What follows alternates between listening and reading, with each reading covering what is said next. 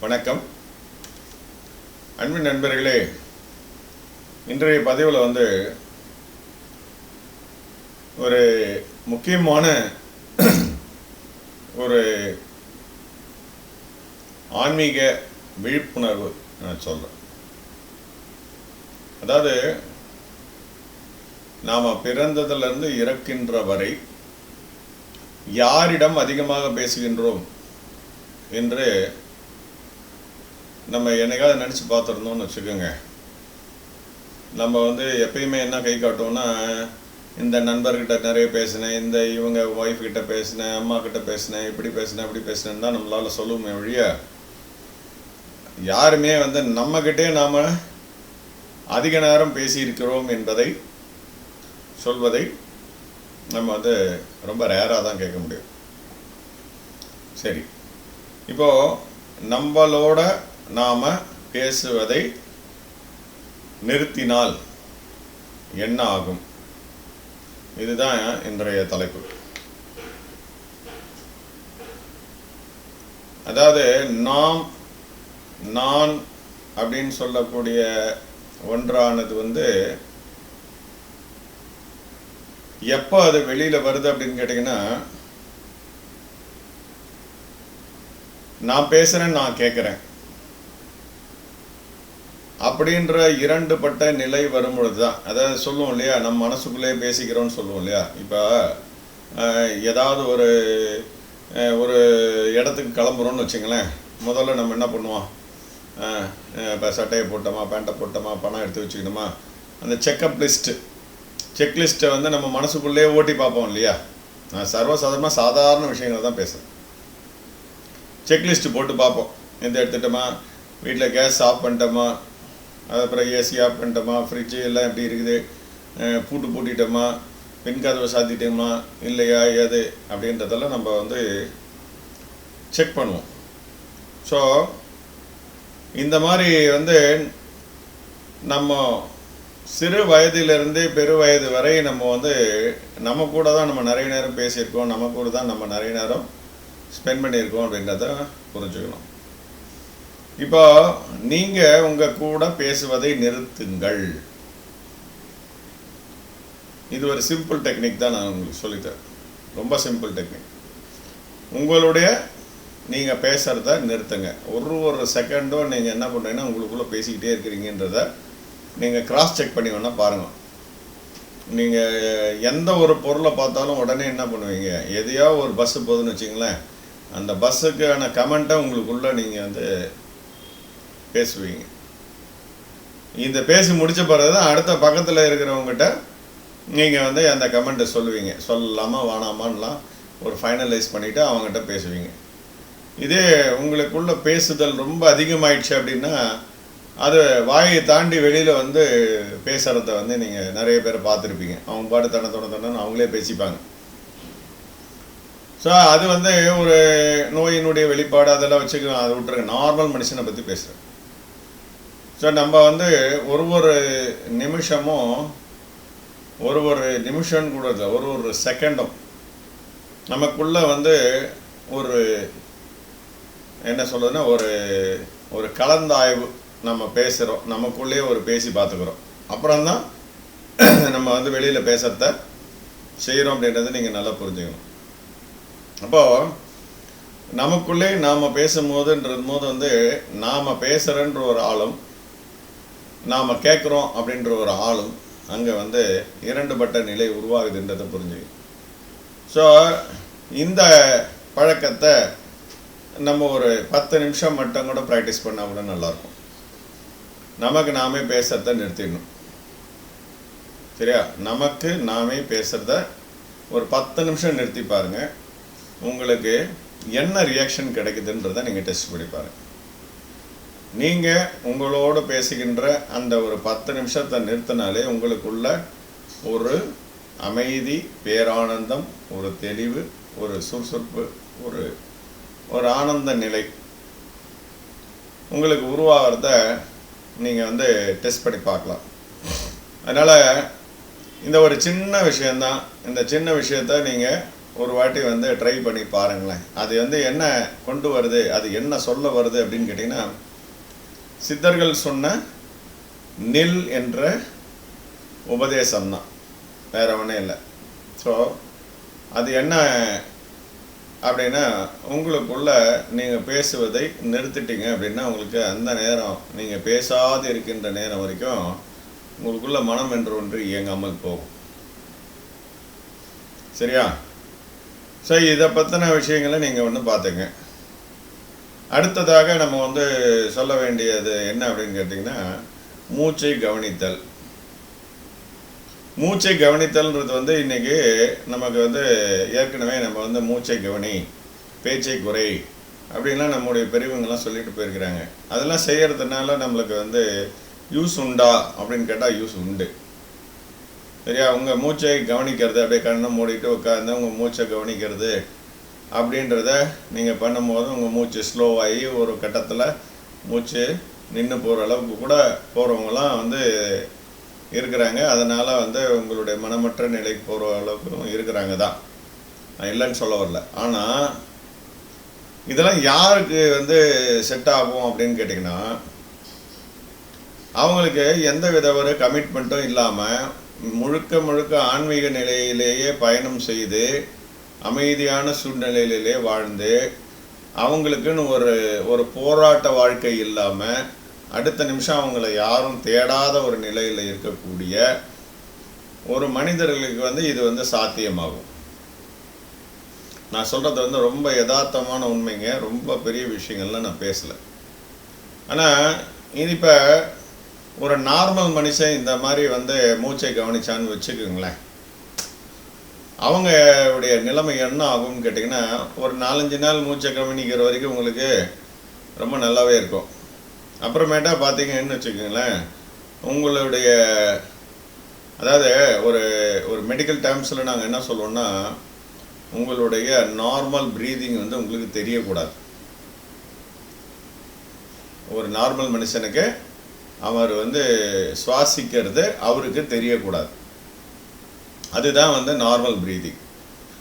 Awareness of breathing அப்படின்னா அது பேர் டிஸ்னியான்னு பேர், டிஸ்கம்ஃபர்ட் ஆஃப் ப்ரீதிங்னு பேர், மூச்சு வாங்குதல்னு பேர்.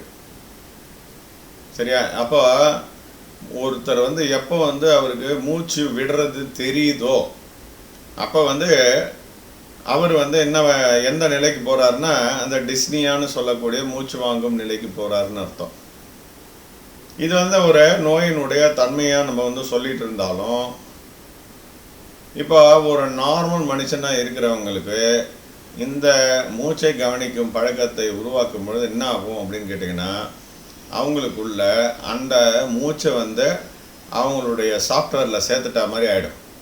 எந்நேரமும் அந்த மூச்சை தன்னை அறியாமலே அது கவனிக்கிற மாதிரி ஆகிடும்.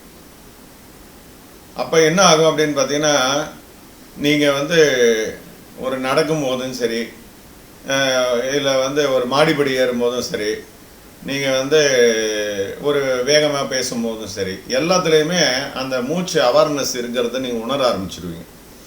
யூஸ்வலாக உங்களுக்கு வந்து ஒரு மாடி ஏறுற வரைக்கும் உங்களுடைய மூச்சு அவேர்னஸ் இருக்காது. கொஞ்சம் அந்த டிஸ்கம்ஃபர்ட் மூச்சு வாங்குற நிலைமைக்கு போகும்போது மட்டும்தான் உங்களுக்கு அந்த மூச்சு நம்மளுக்கு வாங்குது அப்படின்ற ஒரு நினப்பு வரும். ஆனால் இங்கே பார்த்தீங்கன்னா ஒரு ஸ்டெப் 2 ஸ்டெப் எடுக்கும் போதே உங்களுக்கு மூச்சு வாங்குறது தெரிய ஆரம்பிச்சிடும். ரொம்ப கஷ்டமாயிடும். நைட்டை படுக்கிறீங்க அப்படின்னா கூட படுக்கிறப்ப கூட உங்களுக்கு மூச்சு வாங்குறது தெரிய ஆரம்பிக்கும். ஸோ இது வந்து ரொம்ப டிஸ்டர்பன்ஸை உருவாக்கும். அதனால் ஆழம் தெரியாமல் போய் காலை விட்டுக்காதீங்க. நான் சொல்கிறத ரொம்ப ரொம்ப யதார்த்தமான உண்மையை நான் சொல்லிட்டு இருக்கிறேன். இந்த மூச்சை கவனித்தல்ன்றது வந்து ரொம்ப நல்ல டெக்னிக்கு. ஆனால் இது வந்து ஒரு ஒரு சகஜமான வாழ்க்கையில், போராட்ட வாழ்க்கையில் இருக்கக்கூடிய நம்மை போன்ற மனிதர்கள் அன்றாட வாழ்க்கையில் நம்ம அடித்து பிடிச்சி ஓடுறோம் சரியா? அந்த மாதிரி இருக்கிறவங்களுக்கு இது செட் ஆகுமா அப்படின்னு கேட்டிங்கன்னா ஆகாது. இதே நீங்கள் வந்து ஆசிரமத்தில் உட்காந்து நம்ம இதையாக 3 வேளையும் ஏதோ ஒரு சோறு கிடைச்சிதா, ஏதோ ஒரு நம்ம வந்து ஒரு இடம் கிடைச்சதா, படுத்தோமா எழுந்தோமா, ஏதோ ஒரு ட்ரெஸ்ஸாக போட்டுக்கணுமா, ட்ரெஸ் இருக்குதோ இல்லையோ, ஏதோ ஒரு வேட்டியோ துண்டோ கட்டிகிட்டு இருக்கணும், அந்த மாதிரி இருக்கிறவங்களுக்கு தான் யூஸ் ஆகும். நார்மல் சகஜ மனிதர்களுக்கு இந்த மூச்சை கவனித்தல் என்பது ரொம்ப ரொம்ப ஆபத்தில் போய் முடியுது. ரொம்ப கஷ்டங்களுக்கு கொண்டு போயிடுறாங்க மக்கள். ரொம்ப என்ன ஆகுதுன்னா, இந்த மாதிரி நம்மக்கிட்ட நிறைய பேர் வந்து கம்ப்ளைண்ட் சொல்லியிருக்காங்க. இந்த மாதிரி மூச்சை வந்து கவனிக்கும் போது இந்த மாதிரிலாம் பிரச்சனை வருது சார், எங்களால் வந்து இதுலேருந்து விடுபட முடியல, எந்நேரமும் எங்களுக்கு மூச்சு விடுறது தெரிஞ்சுக்கிட்டே இருக்குது, அதனால் எங்களால் வந்து ஒரு நிம்மதியாகவே இருக்க முடியல, நான் சும்மா இருந்தால் கூட எனக்கு மூச்சு இழுத்துன்னு இருக்குது தெரியுது, அது குறைஞ்சிரும்னு பார்த்தா அப்படி இல்லை, அது பாட்டு வந்து என்னுடைய மூடுக்கு ஏற்ற மாதிரி மூச்சு எத்தனை வாட்டி விடுறேனோ அத்தனையாவையும் அவேர்னஸ் ஆகுது. இப்போ நான் கோபமாக இருந்தேன்னா என் மூச்சு விடுறது வந்து அதிகமாக தெரியுது, ரொம்ப தெரியுது. முன்னாடிலாம் கோபமாக இருந்தால் கூட கொஞ்சம் லேசாக தெரியும், இப்போ ரொம்ப அதிகமாக தெரிய ஆரம்பிச்சிச்சு. இப்போ நான் எங்கேயோ ஒரு நடைப்பயணம் போகிறேன்னா எனக்கு மூச்சு வாங்குது, ரொம்ப அது மூச்சு வாங்குறது அவேர்னஸாக தெரியுது. ஆனால் நாங்கள் போய் டாக்டர்கிட்ட பார்க்கும்போது, இல்லைப்பா உனக்கு அது மாதிரிலாம் எதுவும் இல்லாமல் பிபி நார்மலாக இருக்குது, உங்களுடைய ஹார்ட்டு நல்லா வேலை செய்யுது, இசிஜி நல்லா இருக்குது, உங்களுடைய பம்பிங் ஆக்ஷன்லாம் நல்லா தான் இருக்குது, உங்கள் ரெஸ்பிரேஷனில் எந்த பிரச்சனையும் இல்லை, உங்களுக்கு வந்து செஸ்ட் எக்ஸ்ரே எல்லாமே நார்மலாக தான் இருக்குது, நீங்களாம் மனசை போட்டு குழப்பிக்காதீங்கன்னு நிறைய டாக்டர்ஸ் கிட்ட அட்வைஸ் கேட்டவங்களும் இருப்பாங்க இந்த பதிவுகளை பார்க்குறவங்க. சரியா? ஸோ எல்லாத்தையும் எடுத்தேன் கவுத்தேன் அப்படின்ற விஷயங்களில் நீங்கள் வந்து ஆன்மீகத்தில் யூஸ் பண்ண வேண்டாம். ஏன்னா இதெல்லாம் நிறைய பிரச்சனைகளை கொண்டு வரும். ஆன்மீகன்றது வந்து சாதாரணமான விஷயங்கள் இல்லை. நான் ஒரு முன்னாடியே நான் வந்து பதிவுகளெல்லாம் போட்டிருக்கிறேன். இந்த ஆன்மீகத்தை தேடி என்ன பண்ணுவாங்கன்னா, குடும்பத்தெல்லாம் விட்டுட்டு வெளியே ஓடியாந்துடுறவங்களாம் இருக்காங்க. வெளியே ஓடியாந்துட்டு அவங்களால எந்த விதமான வேலைக்கும் போக முடியாது, அவங்களால நிம்மதியாகவும் இருக்க முடியாது, அவங்க உடலில் நோயும் வந்துடும், நோய் இல்லாத உடலாகவும் இருக்காது, வேலைக்கு சாப்பாடும் கிடைக்காது, சாப்பாடு எந்த நேரத்தில் கிடைக்குதோ அந்த நேரத்துக்கு நம்ம வந்து பார்க்குற மாதிரி இருக்கும். இப்போ நீங்கள் பார்க்குற மாதிரி ஏதோ ஒரு சில ஏரியாக்களில் தான் நீங்களாம் வந்து காய்கறி போட்டுருந்தால் சாப்பாடு போடுவாங்க. சில பேர் இடங்கள்லாம் நீங்கள் போனீங்கன்னா அங்கெல்லாம் போடுவாங்களா அப்படின்னு பார்த்தீங்கன்னா இருக்காது. ஏன்னா அவ்வளோ தூரத்துக்கு இந்த ஆன்மீக பயணம், இறைநிலையை தேடுதல் அல்லது தன்னை அறிதல், இந்த பயணம்ன்றது வந்து ஒரு ரொம்ப ரொம்ப ரொம்ப கஷ்டமான பயணம். அது வந்து எப்போ இயற்கை அன்னை வந்து நம்மளை டேக் ஓவர் பண்ணிக்குதோ, நம்மளுக்கு ஒரு பாதுகாப்பு பண்ணுதோ, அது முன்னாடி வரைக்கும் நம்மளால் ரொம்ப டஃப்பாக இருக்கும் வாழ்க்கை. எதுவுமே உங்களால் வந்து ஈடுபட முடியாது, எந்த ஒரு சம்பாத்தியத்துக்கும் போக முடியாது, பிச்சை எடுத்தால் கூட போடுவாங்களான்னு தெரில. சாப்பாடு எல்லாம் இப்போ நீங்கள் சொல்கிறீங்களே, இப்போ நம்முடைய பதிவுகளில் சில பேர்லாம் நிறைய பேர் யூடியூப்பில் போடுறதெல்லாம் பார்த்துருக்குறோம். நம்ம ஒன்லி வெஜிடேரியன் உணவுகளாக சாப்பிட வேண்டும், லகுவான உணவுகளாக சாப்பிட வேண்டும், அப்புறம் வந்து வெந்நீர் குடிக்க வேண்டும், 1 லிட்டர் தண்ணியை 4 பங்காக, அது வந்து 4 பங்கு குறையிற அளவுக்கு, அதாவது 4ல் 1 பங்கு வர அளவுக்கு கொதிக்க வச்சு குடிக்கணும். எல்லாம் கரெக்டு தான். இதெல்லாம் கொஞ்சம் யோசிச்சு பாருங்கள். இறைவனை நோக்கி ஒரே ஒரு ஜோல்னா பேக்கை மாட்டிங்கன்னு நீங்கள் ரோட்டில் அலைஞ்சிட்டு இருக்கிறீங்க, உங்களுக்கு யாருங்க அந்த அளவுக்கு சுடு தண்ணி வச்சு கொடுப்பாங்க? தண்ணி கிடைக்கிறதே பெரிய விஷயமா இருக்குங்க. அது எங்கே போய் முடியும்? இப்போ நாமளே பிச்சை எடுக்கிறோம், பிச்சை எடுக்கிற இடத்துல எனக்கு வெஜிடேரியன் தான் போடணும், அது கூட இந்த மாதிரி உணவுகள் தான் போடணும், இதெல்லாம் நம்ம கேட்டால் சாத்தியமா? அதை போடுவாங்களா? இல்லை நான் வெஜிடேரியன் விழுந்துச்சு அதனால் நான் சாப்பிட மாட்டேன் அப்படின்னு நம்ம சொல்லிவிட்டு அது வந்து வச்சுட்டீங்க. பட்னியில் இருக்கும்போது அது என்ன சொல்கிறது, பசியினுடைய உச்சத்துக்கு போகும்போது நீங்கள் எத்தை கொடுத்தாலும் சாப்பிட்ற அளவுக்கு நம்ம மாறிடுற சூழ்நிலை ஆயிடுன்றதை நல்லா புரிஞ்சுக்குங்க. அதனால் இறைவனை நோக்கி நம்ம வந்து பயணப்பட்டுட்டோம் அப்படின்னா வந்து உடனே வந்து எல்லாமே மாறிடும் அப்படின்னு நினச்சோன்னா முடியாது. அது ஏன் அப்படின்றதெல்லாம் எனக்கு தெரியல. அதெல்லாம் சில பேர் கர்மான்றாங்க, உங்களுடைய வினை முடியணுன்றாங்க, அதெல்லாம் எதுக்குமே ஆதாரம் இல்லைங்க. இப்போ நான் சொல்கிறது எல்லாமே ஆதாரம் இருக்குது, இதெல்லாம் உங்களுக்கே தெரியும். நீங்களே இதுக்கு ஆதாரமே கேட்க மாட்டீங்க, பார்த்தீங்கனாலே உங்களுக்கு தெரிஞ்சிடும். ஒரு பிச்சைக்காரருக்கு சுட சுட சோறு கிடைக்குமா, இல்லை வந்து புதிய சோறு கிடைக்குமா, பழைய சோறு கிடைக்குமா, இல்லை என்ன மாதிரி வந்து ஆகாரம் கிடைக்கும்? கொஞ்சம் யோசிச்சு பாருங்கள். எதை வேணாலும் கிடைக்கும், எதையோ ஒன்று அவங்க சாப்பிட்ற அளவுக்கு இப்போ வந்து சூழ்நிலைகள்லாம் உருவாயிருக்கு. இதெல்லாம் அந்த காலத்தில் வந்து சாமியார்கள் வந்து பிக்ஷாந்தி அப்படின்னா அவங்களுக்கு வேண்டிய அறுசுவை உணவு சமைச்சு கொடுக்குறவங்கெல்லாம் அந்த காலத்தில் இருந்திருக்காங்க. அந்த காலத்தில் அதுக்கு தகுந்த மாதிரி ஞானியரும் இருந்திருக்கிறாங்க.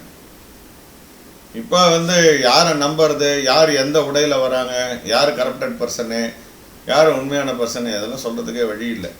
அதனால் உண்மையான பர்சன்களை கூட நம்ம நம்புறதுக்கு பயமாக இருக்குது. இப்போ அந்த காலத்திலலாம் பார்த்திங்கன்னா கிராமத்துலலாம் நீங்கள் பார்த்தீங்கன்னா அவங்க பஸ் ஏறணுன்னா அந்த கிராமத்துலேருந்து அந்த ஒரு கூட்ரோடுன்னு ஒன்று இருக்கும். அந்த கூட்ரோடாண்ட போனால் தான் பஸ்ஸு கிடைக்கும். அப்போ என்ன பண்ணுவாங்கன்னா யாராவது சைக்கிளு வண்டி இந்த டூ வீலரு டிவி ஸ்விஃப்ட் அந்த மாதிரி ஐட்டங்கள்லாம் போகும்போதெல்லாம் கூட பார்த்தீங்கன்னா யாரோ ஒரு கிராமத்தால் கண்ணை என்னை கொஞ்சம் அங்கே விட்டுருமா அப்படின்னு சொன்னாங்கன்னா உடனே அதை நிறுத்தி ஏற்றின்னு போகிறவங்களாம் இருக்கிறாங்க. இன்றைக்கெல்லாம் பார்த்தீங்கன்னா யாருக்காகவும் லிஃப்ட்டு கொடுக்குறதுக்கே பயமாக இருக்குது, பயப்படுறாங்க மக்கள். ஏன்னா அவனால் என்ன பிரச்சனை வருமோ தெரியாது, அவன் யாருன்னு தெரியாது. அவன் டக்குன்னு எங்கேயாவது வழியில் கத்தியை காட்டி நம்மளை மடக்கி எல்லாத்தையும் முடிக்கின்னு போயிட்டானா என்ன பண்ணுறது? இப்படி இன்றைய காலகட்டம் மோசமாக போயின்னு இருக்கு. சரியா? அப்புறம் அடுத்தது இன்னொன்று பார்த்தீங்கன்னா 3 நிறமான வேட்டிகள்லாம் கட்டுறதில் நீங்கள் பார்த்துருப்பீங்க. வெள்ளை நிறத்தில் கட்டுறதை பார்த்துருப்பீங்க, அப்புறம் மஞ்சள் நிறத்தில் கட்டுறதை பார்த்துருப்பீங்க, அப்புறம் காவி உடை போடுறதெல்லாம் பார்த்துருப்பீங்க. சரியா? இது எல்லாமே ஏன் இந்த 3 விதமான நிறங்களை அப்போ தேர்ந்தெடுத்தாங்க? இதை தவிர வேற ஏன் இந்த ஆன்மீக பாதைக்கு யூஸ் பண்ணலை? கலர் கலராக இருக்கிற மாதிரி கூட யூஸ் பண்ணலாம்ல. எல்லா கலரும் சேர்ந்த மாதிரி இருக்கிற மாதிரி வேட்டி எடுத்துக்கலாம். இல்லை ப்ளூ கலரில் வேட்டி போட்டுக்கலாம். இன்றைக்கி ரெயின்போவில் 7 கலர் இருக்குன்னா 7 விதமான இதுன்னா அது 7000 டின்ச்சு இப்போ புதுசாக கம்ப்யூட்டர்லாம் உருவாக்கிடுது கலர்ஸை. இந்த பெயிண்ட்ஸ்லாம் பார்த்தீங்கன்னா தெரியும் உங்களுக்கு. அப்போ அந்த மாதிரி எல்லாத்தையுமே நம்ம போட்டுக்கலாமே. ஏன் இந்த 3 கலரை சூஸ் பண்ணாங்க? இது ஆதி காலத்துலேருந்து அதை யூஸ் பண்ணிகிட்டு இருக்காங்க அப்படின்னா அதுக்கு ஒரு அர்த்தம் இருக்குது. யார் யார் எந்த கலரை உடுத்த வேண்டும் என்பது முக்கியமாக இருக்குது. இந்த காவி கலர் அப்படின்றது எதுக்கு இருக்குன்னா அவங்க அந்த செவ்வொளி, செந்தி, செம்பொன் அம்பலம் அப்படின்னு சொல்லக்கூடிய அந்த நிலைக்கு அவங்க போய் பார்த்துட்டு வந்திருக்கிற அனுபவப்பட்டவர்களுக்கு தான் இப்போ நீங்கள் சொல்கிற மாதிரி அந்த விஷயங்களை அந்த காவி நிற வேட்டியை அணிவாங்க.